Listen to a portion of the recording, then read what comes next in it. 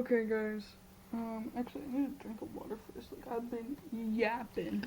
Um,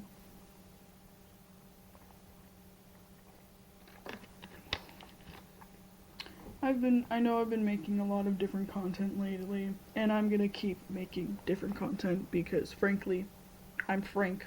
I don't care. Um, uh, I just want to preface this by saying, like, this is not scripted. I am talking out of my ass right now. And I'm don't plan on doing a retake, so whatever happens is gonna continue to happen because it is 2 o'clock in the morning and I am making this instead of sleeping. Um, but today I am going to be talking about the miraculous lore of Miraculous LadyBug. Um, for those of you who don't know what Miraculous LadyBug is, it's the show that aired in America like December 6th of 2015. It's about like this guy and this girl, Adrian Agreste and Marinette Dupenchang, who are bestowed superpowers, the power of creation and the power of destruction, and they have to use that together to protect Paris from a villain that I will talk about later. But it's basically like this yin and yang kind of superhero show that's for kids. Um, yeah, so let's get started with Marinette's family background. So Marinette Dupanchang lives with her dad Tom and her mom that I haven't learned the name of because I genuinely I've done so much tonight. But just her mom and her dad.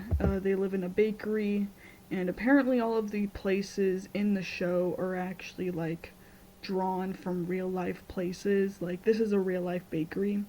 And so the bottom floor is the bakery, there's the staircases, and then there's the living room. And then there's a balcony in Marinette's room. So this is a picture of the living room. Out that brown door leads to the staircases, and you can't see it, but to the left there's a door that leads to Tom and Mom's room, and then up that staircase leads to Marinette's room, and behind the camera angle leads to the balcony.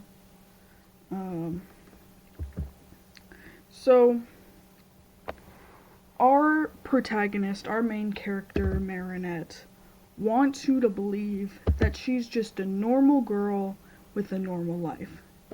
But this couldn't be further from the truth. And I'm going to explain why.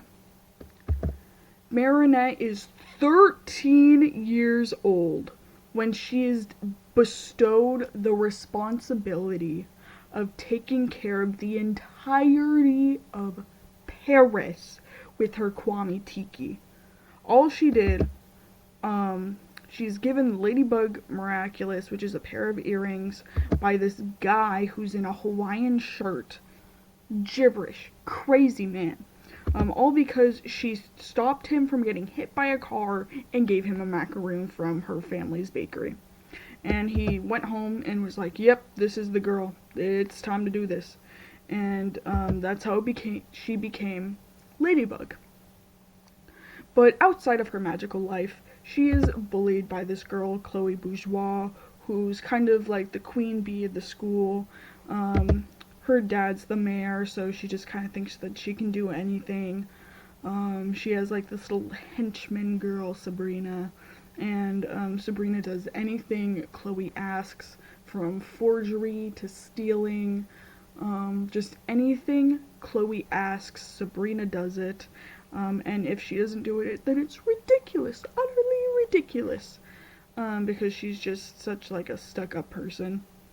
And Chloe is childhood friends with Adrian Agreste because they both come from wealth, due to Adrian being a model for his dad's brand, which primarily sells perfume and some lines of clothing.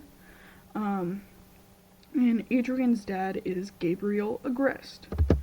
At the beginning of the show, Adrian had just started school in person after previously being homeschooled, because he desperately just wanted to like live a normal life as like a 13-year-old boy and go to school and like talk to people, because being online school was just so like draining for him. He just wanted to be a person.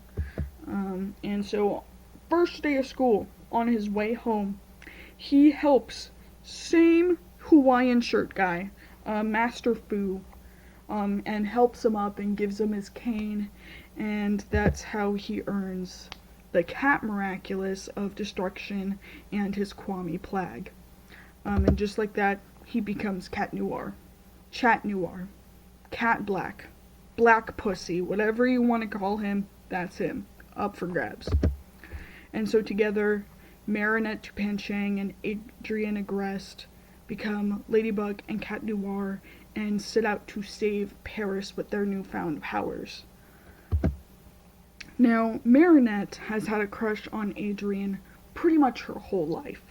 She wanted to be a fashion designer when she grew up, and so going through those fashion magazines, she obviously came across Adrian's modeling pictures more than once and developed an infatuation with him.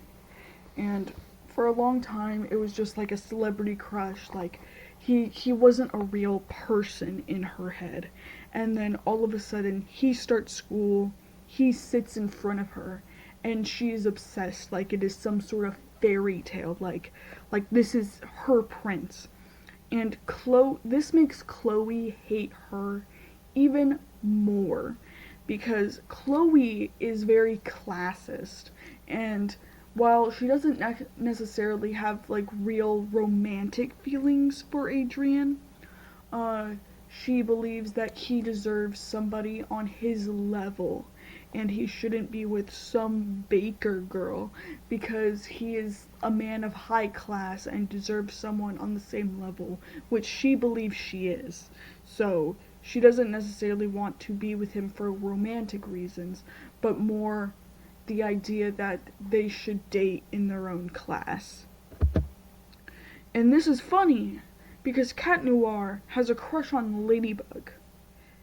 This artificially creates a love triangle, where Ladybug or Marinette has a crush on Adrian, and Adrian or Cat Noir has a crush on Ladybug, but neither of them will ever be together because they're just spinning in a circle of one liking him with the mask off and the other liking him with the mask on, and neither of them knowing who the other person is. It's just this idea of, oh no, I can't, I love somebody else. Oh, but no, I can't, I love somebody else. And they're just chasing each other. Villain. So, the villain in the show is Hawkmoth. He uses the Butterfly Miraculous to create these moths called akumas that feed off negative emotions in people to turn them into villains that he can use to steal the Ladybug and Cat Miraculous. And Hawkmoth is no other than Gabriel Agreste, Adrian's own father. Adrian is fighting his own father. Gabriel is fighting his own son. And this, you'll find that this series relies heavily on the plot armor, that nobody knows who anybody is because of the masks and the secret identities, and that's their plot armor. That's basically their plot armor. And that's just how family goes sometimes. Sometimes you're fighting each other without even fucking knowing it. Just a big old circle. Adrian's family background. So when Adrian was 12, a year before the series takes place, Adrian's mom had died, disappeared, no clue, because at the beginning of this series, the first couple seasons, it's referenced that she disappeared on a cruise. They don't know where she is. Do you think mom will ever come back? And then it's, you need to get over mom. She's gone. You need to grow up. You're so emo, Dad. You're so emo, Gabriel. Your father, why are you like this? You know, shit like that. Her name's Emily, by the way. And this is actually why Gabriel became Hawkmoth in the first place, because he's using the Moth Miraculous to try and get the Ladybug and Cat Miraculous, because when they're combined, you can make a wish. But if you make that wish, like, say, if you wished for world peace, there would be so much hate because it balances itself out. So you can wish, I wish for world peace, but everyone would be inherently upset all the time because of that. They may not be fighting each other, but there would be something to balance that out. And he wants to use the wish to bring back Adrian's mom and make them a family again. But that would mean that someone else would have to lose their mom, or someone else would have to lose their life for Emily to get her life back. And it's funny because Gabriel is fighting his own son to try and put his family back together. And I think that's a lesson that you need to just embrace what you have and love what you have, because you don't really know who you're fighting to get what you want, and you're just kind of digging your own grave. Because they could have been completely happy. Gabriel and Adrian could have been completely happy with just them, but Gabriel was so distraught by the passing of his wife, he felt like he needed to do more and avenge her almost, even though it was completely his fault. Natalie also lives with them. She's like this live-in house worker. She's in charge of all of Adrian's like schedules, like organizes everything, basically lives as his mom, almost his guardian, because Gabriel is very distant ever since Emily passed. And she doesn't mind this role. She's been working with the Agrests for an extremely long time and knows about the Miraculous, helped them find the Miraculous. It's like a whole thing that I'll get into later. And then there's Adrian's bodyguard. He's in charge of just like if Adrian's at a if Adrian's at a photo shoot, if he's going to like an activity, he's in charge of driving the little limo and watching after Adrian the whole time, making sure he gets to like his fencing practices and stuff. And the weird part about this, like, yes, he's in fencing for French reasons I don't understand, but Marinette shows up to a lot of them. And you know why? You know why Marinette's almost always there? Because she has Adrian's schedule memorized for the next 3 years. She knows when he's at home, what time he gets up, when he's brushing his teeth, when he's going to a meeting, when he's going to fencing lessons, when he's going to some sort of like ancestral party, like whatever he is doing, she knows. And it's really weird. Like, it is really weird. And it never gets fully addressed in the show. Like, she even has this corkboard covered in Adrian's pictures. And there's another weirder one that I couldn't get a picture of. She's fucking weird. Weirdo. Secondary characters. So at the beginning of the show, Marinette's actually banned from talking to anybody at the school because of Chloe, and she basically lives to make Marinette like hate her life. And it's actually said that Marinette used to have to ask her for permission to come to school, which is pretty insane. But throughout like the story, or like the first episode, they kind of just like stick it to Chloe and are like, you know what? Fuck you. Fuck you. You know, you don't control us. And so now she only controls Sabrina. And Marinette has a best friend, Alia. She is homegirl. She's on top of everything. She actually runs the Lady Blog, which is basically like this video blog where she talks about LadyBug and all of like the newest updates and things that are happening, all the newest akumatizations, and she wants to be a reporter when she grows up.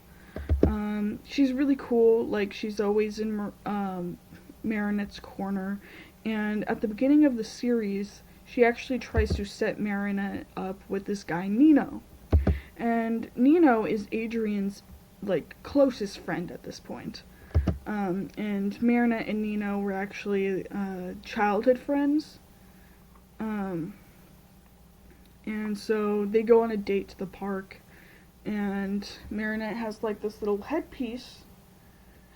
And out of that date, out of what happens, Alia and Nino get together. Like, she homegirl, but what the fuck are you doing? Setting up your best friend with this guy, and then taking the guy.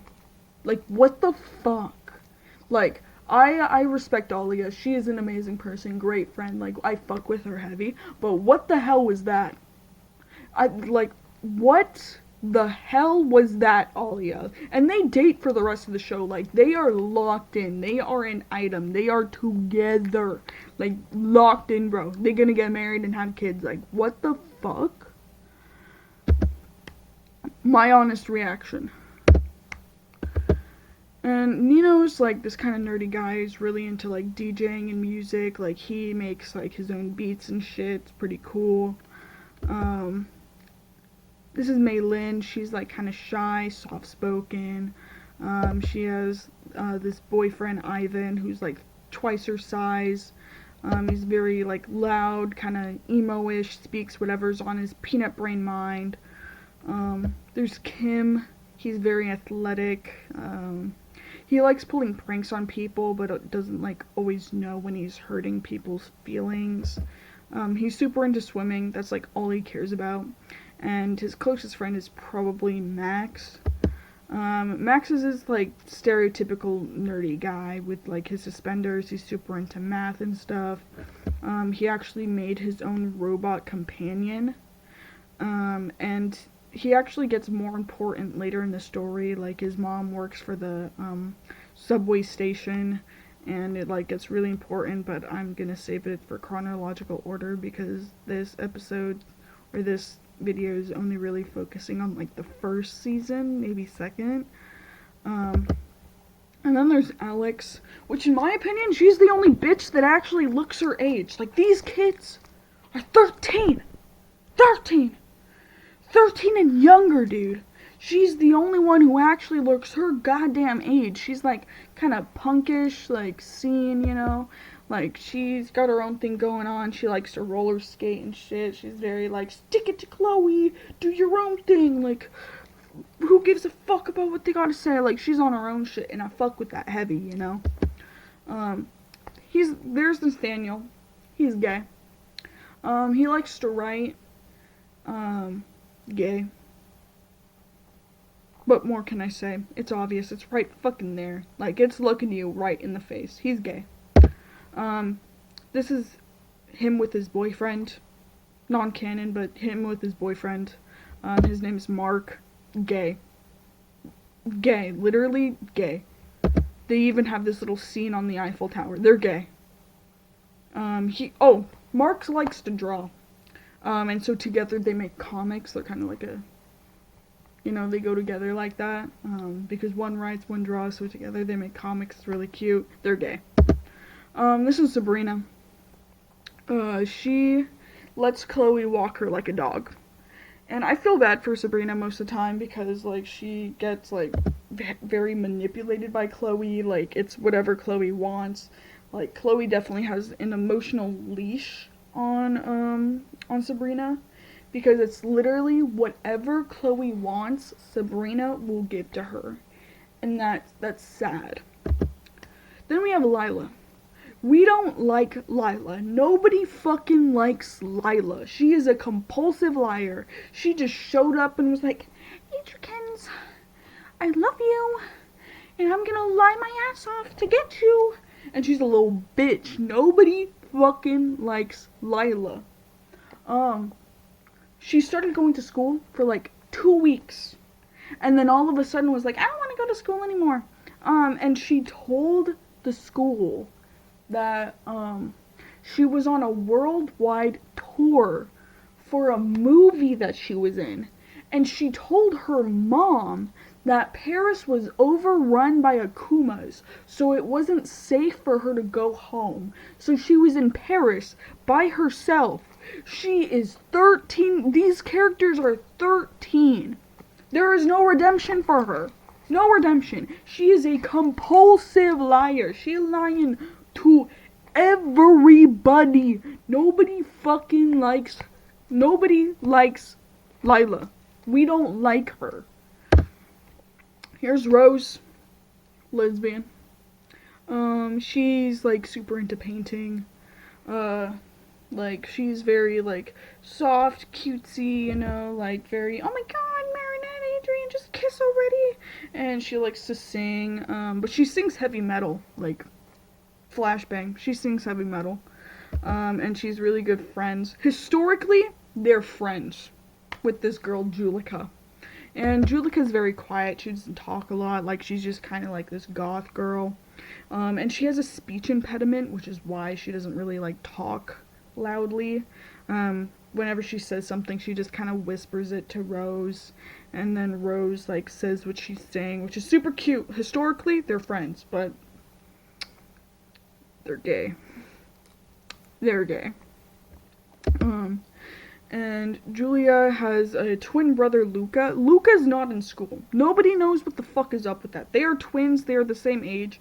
But Luca's not in school. Nobody knows what's up with that. And, like, she plays bass because, their dad is this really popular artist, Jagged Stone. And so while she plays bass, her brother Luca plays guitar. And so they're, like, kind of in a band. Like, all the friends are in a band together. And, like, Luca doesn't appear until later in the series because he doesn't, like, actually go to school. And he actually becomes, like, a secondary love interest to Marinette. And then Marinette decides that she can't love anybody ever because Luca gets upset that, like, Marinette has a secret that she can't tell him. And that secret is that she's Ladybug. So she just basically has, like, a whole panic, like, I'm never gonna love anybody, I can't have any friends, I can't have any close connections with anybody in my life, because I'm always gonna have secrets, and they're always gonna hate me for my secrets, and I should just be alone forever. And then her friends talk her out of it, because she's, like, literally fucking crazy for that. But that's, like, the debrief on, like, the characters and shit. That's all that.